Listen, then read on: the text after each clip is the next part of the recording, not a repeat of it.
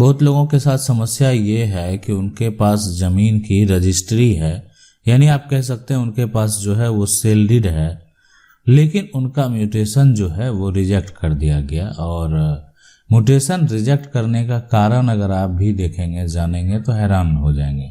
देखें, अगर कोई भी प्रॉपर्टी आप खरीदते हैं, वो जमीन हो या मकान हो, कोई भी प्रॉपर्टी आप खरीदते हैं या अन्य कोई भी कॉमर्शियल प्रॉपर्टी हो, तो अगर आप उसको खरीद लेते हैं तो उसके बीच में यानी आप क्या करते हैं, उसका आपका एक सेल डीड रजिस्टर्ड होता है, और सेल डीड जो रजिस्टर्ड होता है उसके बाद आप उसको म्यूटेशन के लिए अप्लाई कर सकते हैं। म्यूटेशन के लिए अप्लाई करने की क्या ज़रूरत है, जब आपने खरीद ही लिया तो। देखें, अब यहाँ पर जो है सरकार के द्वारा क्या किया जाता है कि आप जो प्रॉपर्टी खरीदते हैं उसका एक जो है हर साल आपको टैक्स देना होता है, यानी म्यूटेशन के बाद जो होगा, यानी अगर आपका दर्ज हो गया नाम तो आपको राजस्व जो है वो देना होगा। तो ये राजस्व देने के लिए ये प्रक्रिया होता है। सेल डीड से आप संपत्ति के मालिक बन गए और म्यूटेशन से उस सेल डीड जो है उसको साबित कर दिए कि इसमें किसी प्रकार का कोई त्रुटि भी नहीं है, और साथ साथ अब आप राजस्व भी दे रहे हैं। अगर आप सरकार को टैक्स नहीं देंगे, सरकार को टैक्स जो है देना बेहद जरूरी है। अगर आपके पास सेल डीड है और आपके पास म्यूटेशन नहीं है तो आप ये समझ सकते हैं कि हो सकता है कि आपका मालिकाना हक जा सकता है। यानी अभी भी इस प्रॉपर्टी पर जो पुराने संपत्ति के मालिक हैं उसी के नाम से राजस्व जा रहा है, तो उसको दोबारा बेचने का अधिकार हो जाता है। जब सेल डीड का आप म्यूटेशन करा लेंगे तो उसको दोबारा बेचने का अधिकार खत्म हो जाएगा। यहाँ पर देखें कि आखिर रिजेक्शन में क्या कहा गया है। रिजेक्शन में ये कहा गया, जब रिजेक्ट कर दिया गया म्यूटेशन के लिए, जब इन्होंने अप्लाई किया, प्रक्रिया में गया और रिजेक्ट कर दिया गया, तो उसमें रिजेक्शन का जो है कारण भी बताया गया कि वंशावली जो है वो नहीं है। तो वंशावली तो बेहद जरूरी है। किसका यहाँ पर जो वंशावली म्यूटेशन के लिए अगर देंगे तो किसका वंशावली जाएगा? वंशावली जाएगा विक्रेता का।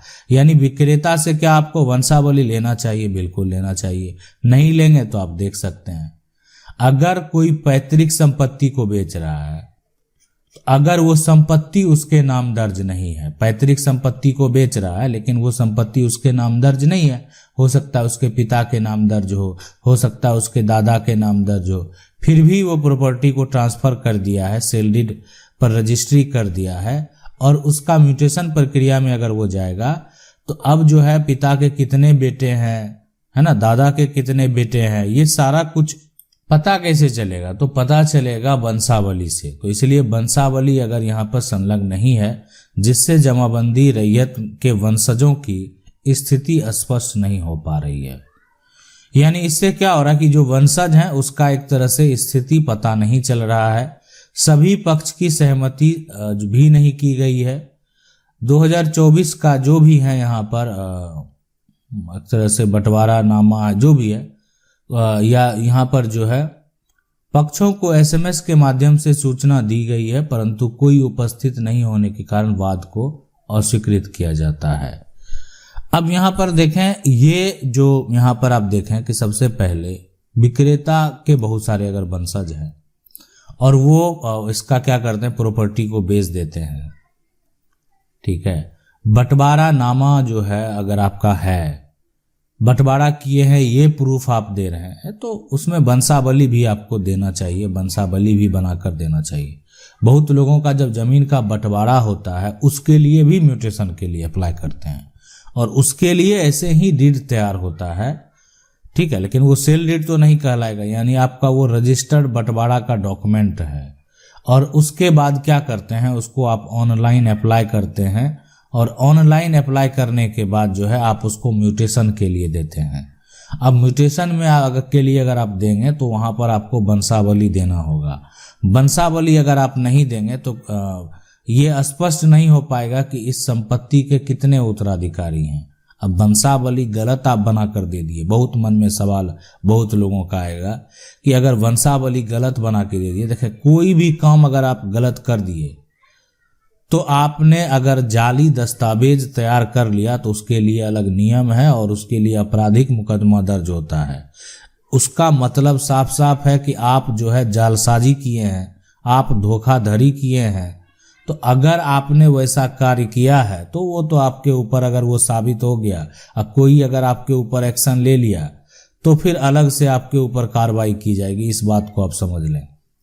तो इसीलिए यहाँ पर जो है सबसे महत्वपूर्ण और ध्यान देने वाली बात जो है वो यही है कि जमीन प्रॉपर्टी का जो म्यूटेशन है, प्रॉपर्टी का जो म्यूटेशन की बात है, तो उसमें वंशावली बेहद जरूरी है और वंशावली सही तरीके से बनाना चाहिए। बहुत लोगों का लोग के द्वारा क्या किया जाता है कि मान लेते हैं कोई बेटी है परिवार में, तो उसको वंशावली में शामिल नहीं करके और अपना जो बेटों का नाम दर्ज करा के म्यूटेशन करा लेते हैं। लेकिन ऐसा नहीं करना है, बेटी का नाम भी दर्ज करना है। और साथ में अगर मान लेते हैं बेटी सपोर्ट कर रही है, भाई को संपत्ति देना चाह रही है, तो आप उनसे एनओसी ले लेंगे, ठीक है, कि उनको इससे कोई भी जो है दिक्कत नहीं है, समस्या नहीं है। लेकिन यहाँ पर वंशावली देना बेहद जरूरी है। तो म्यूटेशन रिजेक्ट करने के बहुत सारे कारण होते हैं। जब भी आप म्यूटेशन के लिए अप्लाई करें, मान लेते हैं आपका कोई सेल डीड है, तो पहले ही आप वहाँ पर स्पष्ट कर लें कि सबसे पहले जो विक्रेता है, विक्रेता के नाम जमीन है कि नहीं। विक्रेता के नाम अगर जमीन है तो म्यूटेशन जो है ये रिजेक्ट नहीं होगा, है ना, तब ये रिजेक्ट नहीं होगा। इस बात को आप समझ लें। लेकिन अगर विक्रेता के नाम जमीन नहीं है, विक्रेता के पिता के नाम जमीन है, विक्रेता के माता के नाम जमीन है, विक्रेता के दादा के नाम जमीन है, या विक्रेता के परदादा के नाम जमीन है, पैतृक संपत्ति है, उत्तराधिकारी बेच रहे हैं। अब बहुत जगह तो नियम भी है। नियम यह है कि पहले आपको जो है अपने नाम पर प्रॉपर्टी करानी होगी। अपने नाम पर जो है प्रॉपर्टी को है ना कराना होगा। मतलब परिवार में अलग अलग शेयर डिवाइड करना होगा, तभी आप बेच पाएंगे। लेकिन जो है बहुत ऐसे राज्य में जो उत्तराधिकारी हैं उस प्रॉपर्टी को बेच सकते हैं, क्योंकि अगर इसकी खरीद बिक्री होती है ना, इसकी खरीद अगर बिक्री होती है तो इस दोनों प्रक्रिया से सरकार को राजस्व आता है, और सरकार को राजस्व आता है तो इसीलिए जो उत्तराधिकारी होते हैं वो भी उस संपत्ति को बेच देते हैं। अब अगर वो संपत्ति को बेच दिए तो उसके बाद एक प्रक्रिया बचता है उसके म्यूटेशन का। अगर गलत तरीके से बेचा गया है, म्यूटेशन आप रिजेक्ट करवा सकते हैं। अगर म्यूटेशन नहीं हुआ तो उसका मतलब है कि वो मान्य नहीं है फिलहाल। अभी जब तक म्यूटेशन नहीं हुआ तो वो सेल डीड तो हो गया, रजिस्ट्री तो हो गई, वो भी एक दस्तावेज ही है, लेकिन आपका वो सेल डीड जो है वो मान्य नहीं है, अवैध है, गलत है, तभी ऐसा हुआ। तो इसलिए कोई भी जो दावा पेश करते हैं तो सेल डीड के बाद म्यूटेशन करवा लेते हैं, तब दावा पेश करते हैं। आशा करते हैं वीडियो अच्छा लगा होगा। वीडियो को लाइक जरूर कर दें। चैनल को पहली बार देख रहे हैं, सब्सक्राइब करके जो बेल आइकन है उसको जरूर दबा लें। मिलते हैं अगले वीडियो में, तब तक के लिए जय हिंद।